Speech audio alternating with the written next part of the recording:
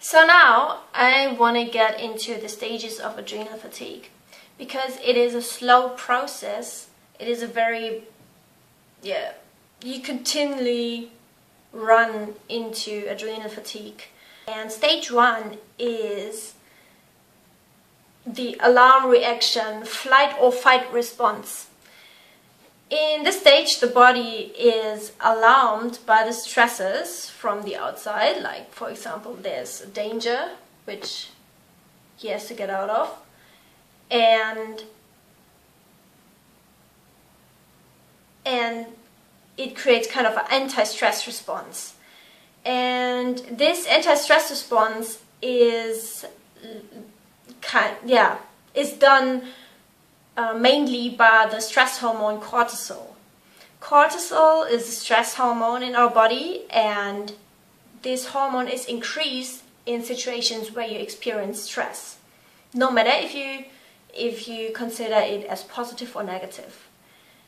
And you actually don't really notice any physiological dysfunction after or during the response, and usually it is no problem like to have that high cortisol for a short period of time, because like normally when it's how it's supposed to be, the cortisol decreases after the stress period, and then the adrenals recover again and everything's fine. And so the cortisol is secreted by the adrenal glands. That is why the adrenals have to do with it during any stressful event, whether it is real or only perceived. And then we come to stage 2, that is the resistance response. And that is the case when you experience chronic stress, when the stress doesn't cease, pretty much. So when you have chronic stress or severe stress, like very, very severe stress in one moment, then the adrenals are eventually unable to keep up with the body's demand for our cortisol. So the cortisol stays high constantly. So in stage 2, basically the body is over challenged over a long time. It is like it experiences chronic stress, and as I said, that can be anything, as I said in part 1. So watch part 1, otherwise you won't get it, what I want to say. And so cortisol stays high, and that really pre-programs us for burnout. So it is only a matter of time. If we don't change things, if we don't take out the stresses that got us there, then we eventually will burn out. That is just a matter of time, and that is not how it's supposed to be. Supposed to be is that you have a stress event and then you recover, like you relax and you have enough time to recover.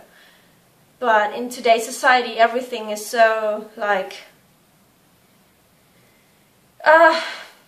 it's basically almost impossible to not have chronic stress. But you have to decide to not let that stress be in your life. So I had to do really crucial changes to my life, and to be able to recover from adrenal fatigue. And I'm going to keep these changes because I don't ever want to run into this again. So the warning signs that begin in this stage 2 and stay into stage 3, I will tell you in a second.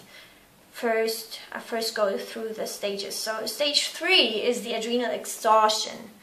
That is where I landed. And so you come into that stage because at some point the adrenals can no longer support the elevated levels of stress. And as the adrenal function is weakened further and further, the body's need for adrenal hormones remains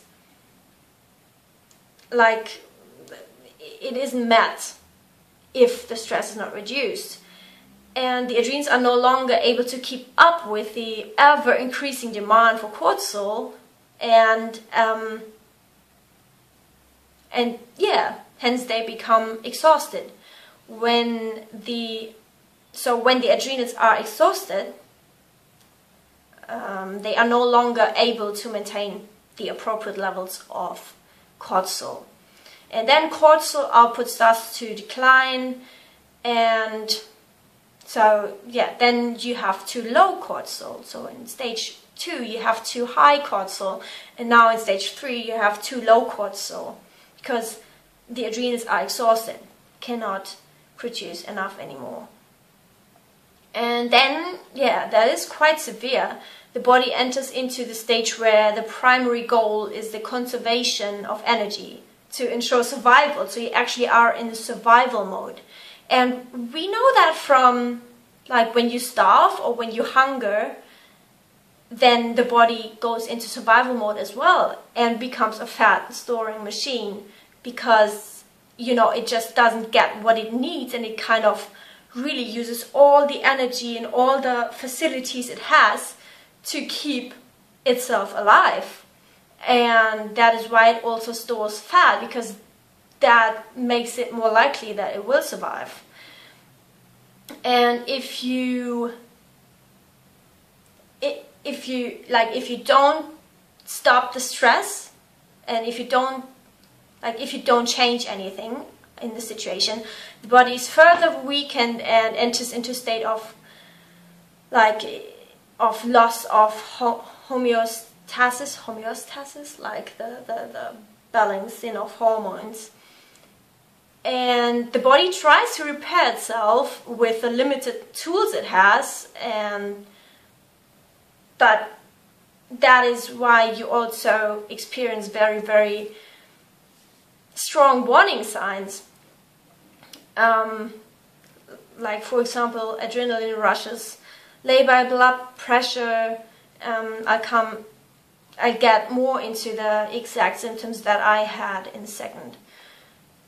And without sufficient levels of hormones, which you don't have, like in that situation, the body goes into a full-blown shutdown, burned out mode. So, in order to stop as much of the non-essential functions, of the functions which are not essential in order to survive, and the metabolic rate declines, which is of course never what we want. We always want a high metabolic rate and, you know, everything efficient, but that is not the case anymore in that survival mode. And yeah, it conserves body weight. And yeah, those that experience this stage 3 find themselves most of the time bedridden, like, because they don't get stuff done anymore. They just can't. They don't have the energy. They just fatigued, chronically fatigued, and they cannot function properly throughout the day, no matter how hard they try. And so that is adrenal fatigue at its finest. It's exhausted adrenals, and you just desperately have to do all you can to treat them right in that situation. Because if you don't apply the emergency brake, then your adrenals will fail, like, completely. And this stage is already so far, like, that it takes a long, long time to recover from it. I had it so it was the worst in April. Now it's kind of half year later. I'm still not recovered, and I met a friend who, it took him 2 years to recover. It can take even more, like, from what you read in the internet, but so you can easily calculate 1 year to recover from it, because it is metabolic damage. It is a severe damage in your hormonal and metabolic system. So yeah, that is why I have to talk about it, because it's so severe and no one knows about it. And then stage 3, that is a complete failure. Like eventually, if you don't change anything, if you don't find out what you actually have, if you don't treat the adrenals right and with like total attention to your adrenals, then eventually the adrenals will become totally exhausted. And patients at this stage will have a high chance of cardiovascular collapse and death. So it can be deadly. I'm not exaggerating. This is not my invented stuff. You can read it up on the internet. I got most of this stuff from drlam.com, drlam.com. So when adrenal fatigue has advanced to this stage, you can also get like the line between it and Addison's disease, also called adrenal insufficiency, can be blurred. So adrenal insufficiency doesn't equal adrenal fatigue. These are two pairs of shoes. And so now you may be wondering, so why didn't I know that? Like, how can this be? Like with the diet, how can it be that something is so logical and so important and crucial for health and we don't know about it? So actually, the adrenal dysfunction and its various stages were already recognized as distinct clinical syndromes since the turn of the 20th century. The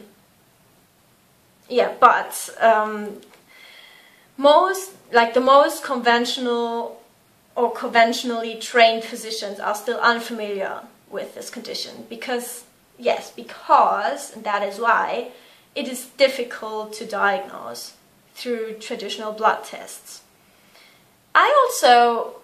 I had blood work done on myself, and it didn't come up with anything. The doctor just told me, oh, everything's fine. You actually have to come up with a saliva test. With a saliva test. But you have to pay money for it, and you also have to first know that you need the saliva test. And no doctor will tell you this. Actually, the doctor looked at me and said, saliva test. So what should that show more than a blood test? I had to fight to get results. So most patients are sent home with antidepressants after a short trial of hormonal replacement, but this, it's just completely not addressed the cause of the problem. So I had stage 3, the stage after the too high cortisol. So I already, in February and March, I went, and also the half year before, I already was in too high cortisol, but just on the edge. But then definitely in February and March, I got myself into this stage 2 of too high cortisol. And then by the end of March, I just completely crashed. And so that is when I had all of a sudden too low cortisol. And besides the overtraining, I also wrote my final exam, and that is more stress. But yeah, not the main stressor I had. So I got there basically by my own fault, because I didn't change anything and without knowing it. So I was unknowing and confused at stage 2 when I had the high cortisol and my symptoms began. But I just ignored my symptoms because I couldn't associate them to anything. I ate a healthy diet. I was exercising so much, so that was healthy. I always thought that would fight my problem. And I just ignored them because they weren't serious enough yet and not severe enough yet. And so I had to crash to actually find where I'm at. And I could beat myself up for this, yes.